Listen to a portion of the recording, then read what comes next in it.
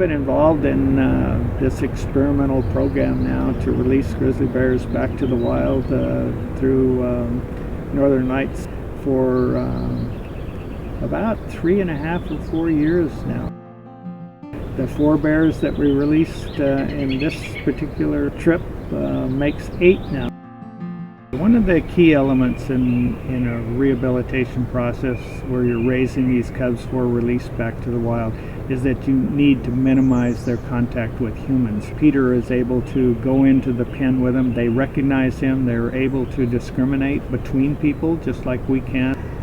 We don't allow cameras in the enclosure, so we've asked Peter to wear a head mounted camera, and that goes a long ways towards reducing the stress that the bears are feeling. He still has to be very cautious because they are wild animals, they are dangerous animals. This was a particularly challenging operation for us because there were 4 bears that needed to be moved, and the environmental conditions were not exactly optimal. It was raining, the ground was wet and muddy, slippery. The bears were quite large, and so it was very difficult to physically handle them. These drugs are only effective for a certain length of time, and so we had to actually work very quickly to get all the bears processed before the drugs lost their effectiveness, and get them into their transport cages. You know, a 400-pound yearling grizzly bear is an extremely large grizzly bear.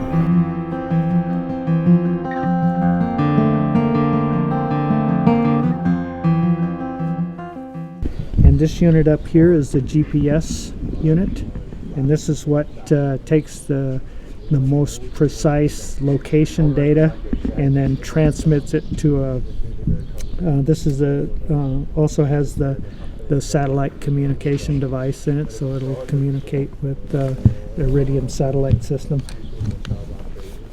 You can actually get the location data downloaded to your computer at home and in your office for every 4 hours, you know, for as long as this collar is functional, which makes it very nice.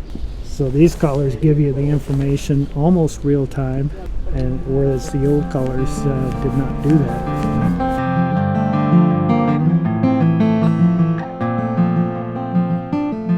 Actual land transport for these bears was over 14 hours. So we drove throughout the night to arrive here in Bella Coola the following morning for the release. So each of the bears had to be placed in an individual transport box. The bears were brought over, tranquilized again, removed from the covert traps, and then placed on a single sheet of plywood, which allowed us to carry the bears in a cargo net underneath the helicopter in a very safe manner.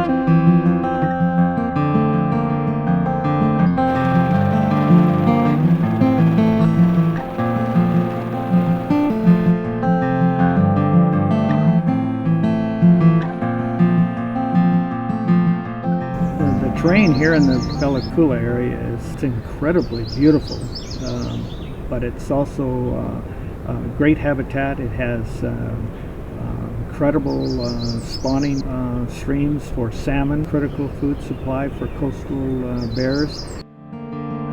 There's a lot of shrub fields on the slopes above the salmon streams where the bears will feed on berries. this particular site that was picked here in Bella Coola is an excellent site.